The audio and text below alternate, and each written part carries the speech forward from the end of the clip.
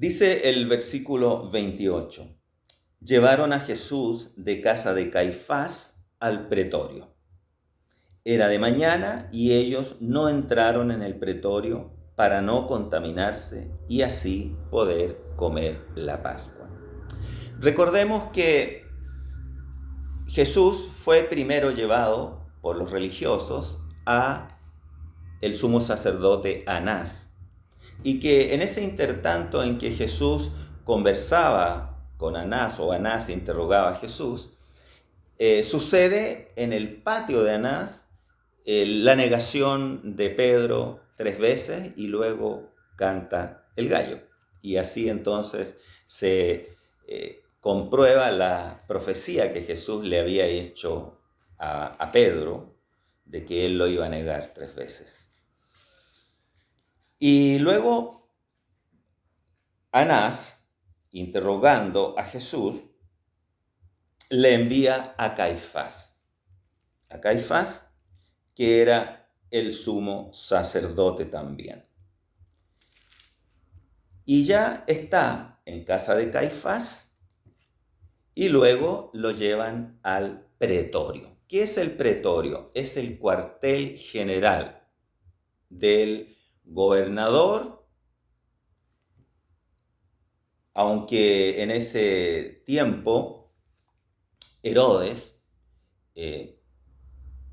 utilizaba no el palacio de Cesarea, que había sido construido por Herodes el Grande, mejor dicho, Pilato. Pilato no utilizaba ese palacio. ¿Por qué?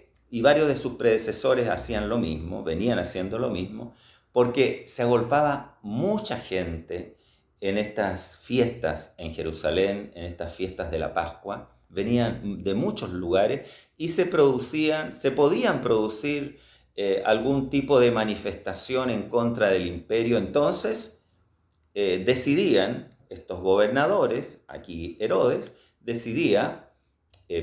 Pilato decidía entonces el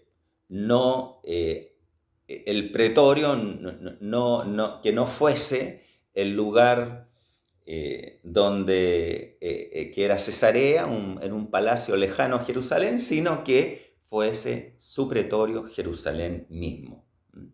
Así que cuando aquí dice el pretorio se refiere a esa ciudad de Jerusalén. Llevaron a Jesús de casa de Caifás al pretorio.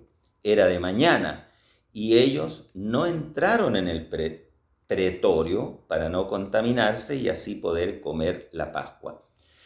Se piensa que era muy temprano, por lo menos 6 de la mañana, que era la hora en la que comenzaban su trabajo todos los soldados allí, los guardias, en fin, de ese lugar. Y estaban hasta tarde, como hasta las 11 de la noche. Era de mañana y ellos no entraron en el pretorio. O sea, estos religiosos, estos judíos, no entraban. ¿Por qué no entraban? Porque había una ley que no estaba escrita, pero era una ley oral que tenían ellos, que decía que entrar en un lugar de gentiles era contaminarse, y ellos iban a estar contaminados y por tanto no iban a poder celebrar la Pascua, no iban a poder comer el Seder Pesaj, la Pascua judía. Lo dice incluso, diríamos acá, el escritor Juan en forma irónica, porque ellos no querían contaminarse de esa forma, sin embargo, estaban espiritualmente tan contaminados que estaban fraguando el asesinato de Jesucristo, el asesinato del Mesías. Y lo iban a hacer no por sus propias manos, sino que se lo iban a encargar en el fondo a los romanos.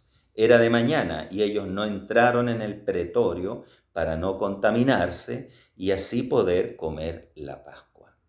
¡Qué hipocresía!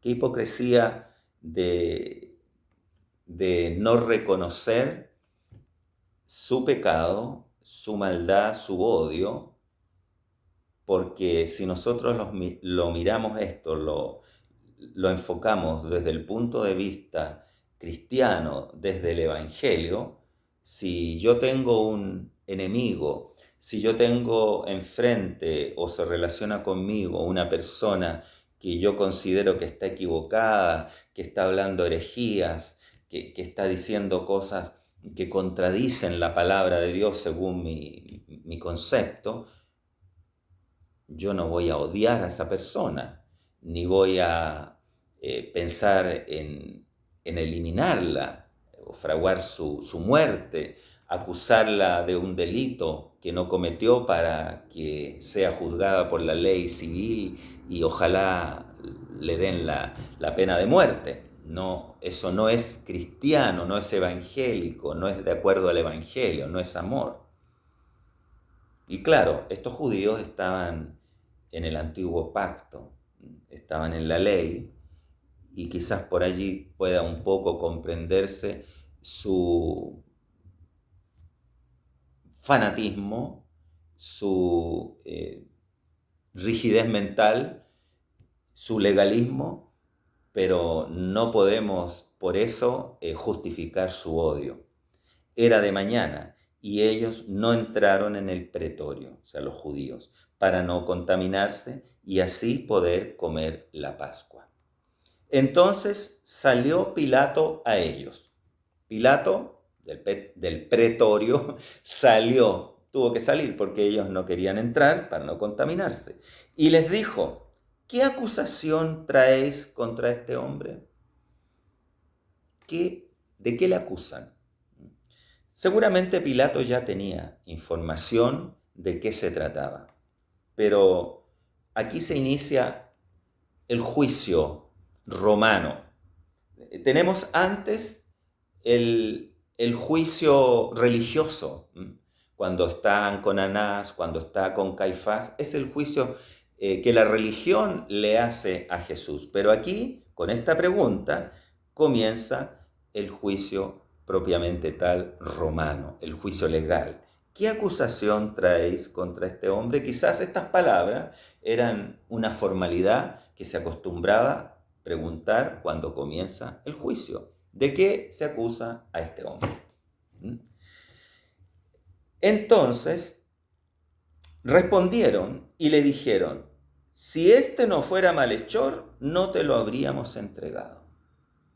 Es como diciendo, ¿por qué nos hace esta pregunta cuando es evidente que lo traemos porque es un delincuente, un malhechor, alguien que actúa mal, que tiene malos hechos, es un malhechor? Si este no fuera malhechor, no te lo habríamos entregado. Hace unos años ya, en ese tiempo, de cuando entraron por allí por el año 6, ya después de Cristo, obviamente, Roma a tomar dominio de Judea e instalar allí a un gobernante, un gobernador, la pena de muerte ya no es resorte de los judíos, sino que el juicio tiene que hacerlo Roma, los romanos. Probablemente esto para evitar múltiples asesinatos o una injusticia, y también que este pueblo no se mate entre ellos y también una forma de dominio, que la ley esté en manos de Roma y no de los judíos, y no de los religiosos en este caso. Si este no fuera malhechor, no te lo habríamos entregado. Así es que cuando hay un malhechor, se le entrega al gobernador romano para que determine lo que hay que hacer. Entonces les dijo Pilato, tomadle vosotros y juzgadle según vuestra ley. O sea, él les dice, juzguenlo ustedes, ¿no? Porque él se da cuenta que es un asunto religioso el que los trae a él, y no es un asunto moral, no es un robo, no es un asesinato, no es un secuestro. Jesús no ha hecho nada de eso. Lo único que Jesús ha hecho ha sido dar un mensaje, una enseñanza de tipo espiritual y decir que Él es el Hijo de Dios, que Él es el Mesías. Y por eso los judíos quieren que muera. Tomadle vosotros y juzgadle según vuestra ley. Y los judíos le dijeron, a nosotros no nos está permitido dar muerte a nadie. O sea, astutamente ellos responden con la ley que Roma les ha impuesto, que ellos no pueden dar muerte. No se refiere aquí al no matarás de la ley, sino que se refiere a esa ley de Roma. A nosotros no nos está permitido dar muerte a nadie. ¿Por qué sucede esto? ¿Por qué responden esto? Dice acá el evangelista en el versículo 32, para que se cumpliese la palabra que Jesús había dicho, dando a entender de qué muerte iba a morir. Porque si ustedes recuerdan, sí los judíos podían matar en determinados casos, castigar. ¿Y de qué forma daban muerte a una persona que actuaba mal en la comunidad? Lo lapidaban, o sea, lo mataban a pedradas. Como sucedió con el primer mártir de la iglesia, ¿cierto? Con Esteban, que murió apedreado por el predicar el Evangelio de Cristo, por anunciar la revelación de Dios, que Jesús era el Mesías, y bueno, también tener esa maravillosa visión de ver al Hijo de Dios sentado en su trono y a los ángeles. Entonces, apedrearon a Esteban como lo habían hecho antes con muchas personas. Recuerden también que a la mujer que fue pillada en el mismo acto del adulterio también querían lapidarla, querían apedrearla, matarla. Porque bueno, la ley ordenaba también ese castigo. A pesar de que la ley, los 10 mandamientos, dice no matarás, pero en ese caso sí la comunidad podía eliminar a alguien que hacía algo en contra de Dios. Entonces cuando aquí los judíos dicen a nosotros no nos está permitido dar muerte a nadie, se refieren al caso de que Roma no permite que ellos maten, eliminen a una persona que es delincuente o que ha hecho algo en contra de la sociedad. Dios permitió esto y sabía que si los judíos mataban a Jesús, no lo iban a crucificar, lo iban a lapidar. Entonces nosotros no usaríamos una cruz, tal vez usaríamos una piedra. Entonces lo lapidarían, pero Jesús sabía cómo iba a morir. Y eso lo podemos leer en San Juan 3:14. Lo conocemos todo. Y como Moisés levantó la serpiente en el desierto, así es necesario que el Hijo del Hombre sea levantado. Ahí está diciendo Jesús en forma velada que va a ser levantado para morir y todos van a verlo, ¿no es cierto?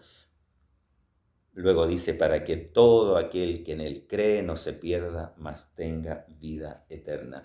Y el otro versículo en que Jesús vuelve a decir algo así es en Juan 12:32, cuando dice, y yo, si fuere levantado de la tierra, a todos atraeré a mí mismo. Jesús sabía cómo iba a morir. No iba a morir lapidado por los judíos, apedreado por su pueblo, sino que iba a morir crucificado por Roma, por el imperio, a vista y sabienda de su pueblo, al cual él desde la cruz perdonó. Le pidió al Padre, perdónalos, Señor, porque no saben lo que hacen. Qué tremendo es este pasaje, cómo impacta esta frialdad, este odio concentrado que tienen los judíos en esa época hacia un propio hermano, porque Jesús era de su misma raza, de su pueblo, judío también, y ellos lo odiaban por asuntos de creencias, de fe. Y claro, porque lo consideraban un blasfemo, un hereje, lo consideraban alguien que se estaba erigiendo como Dios, siendo solo un hombre, según su perspectiva. Nosotros sabemos que Él es el Hijo de Dios, y el apóstol Juan en su Evangelio nos demuestra a través de cada hecho maravilloso de Jesús que realmente Jesús es el Hijo de Dios, porque para eso escribió Él este Evangelio.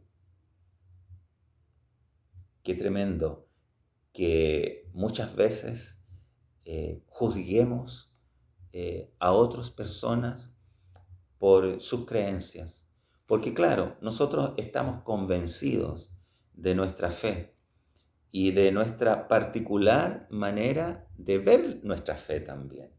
Porque ciertamente en el cristianismo hay muchas interpretaciones, muchas tendencias, muchos énfasis. Incluso a veces dentro de una misma iglesia hay distintas importancias que se da a distintos aspectos. Quizás una comunidad o una congregación tiene un énfasis por el énfasis que le da el ministro de Dios a la palabra, y quizás en un barrio vecino o en otra ciudad haya de la misma denominación también, pero con otro énfasis. Pero son hermanos.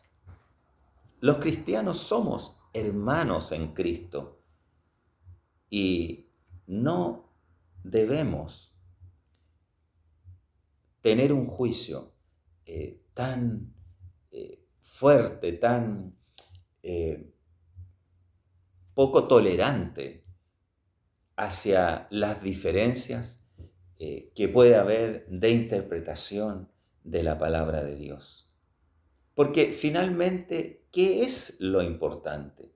Lo importante es que tenemos una relación con Dios y que a través de esa relación, porque hemos creído en Jesucristo, hemos recibido el perdón de nuestros pecados. No importa si usted es pentecostal, es bautista, es adventista, en fin, la iglesia que usted sea, pero si es Cristo el centro de su fe, si su relación es a través de Jesús, camino, verdad y vida, si Él es su Salvador, entonces somos hermanos. Jesús era hermano de todos los judíos. Y claro, Él era el Mesías y se proclamó como tal. Dio muestras, dio pruebas, dio señales de que Él era el Hijo de Dios cuando convirtió el agua en vino, cuando dio vista a un ciego, cuando caminó sobre las aguas, cuando hizo aquella pesca milagrosa en la barca de Pedro, cuando multiplicó panes y peces, cuando dio vista al ciego, cuando resucitó a un muerto, a 3 muertos resucitó. Las evidencias eran fortísimas y ellos no creyeron.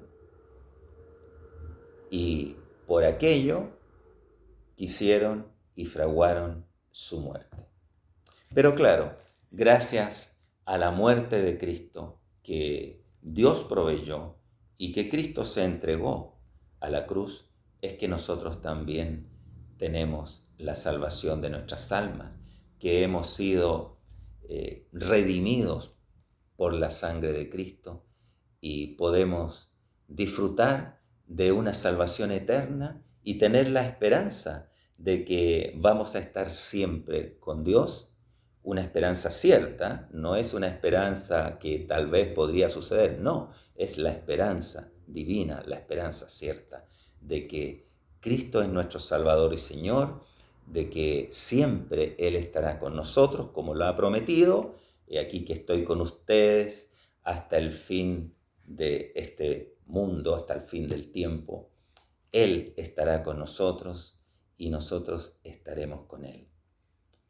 Que el Señor nos bendiga y nos dé un corazón amplio, un corazón grande para aceptar a nuestros hermanos sin importar tanto sus pensamientos como más importar que son hijos de Dios, nacidos de nuevo, que han sido lavados por la sangre de Jesús y que en ellos mora también el Espíritu Santo de Dios, mora el Señor, por lo tanto son nuestros hermanos. Vamos a inclinar nuestros rostros para recibir la bendición del Señor. Padre amado, te damos gracias por tu palabra y te pedimos que tú nos bendigas durante esta semana, que todo, Señor, lo que hagamos sea para tu gloria. Permite que seamos hijos tuyos, verdaderos discípulos tuyos, que nos comportemos conforme a tu enseñanza, Señor. Que nuestra preocupación principal sea ser santos, Padre, sea actuar en forma correcta de acuerdo a tu escritura. Y que la gracia del Señor Jesucristo, el amor de Dios y la comunión del Espíritu Santo sea con todos nosotros. Amén. Que el Señor les bendiga. Nos encontraremos el próximo domingo o el día de la semana que usted ponga este video y nuevamente podremos compartir algo más de la palabra del Señor, nuestras oraciones y también la alabanza para Él. Bendiciones.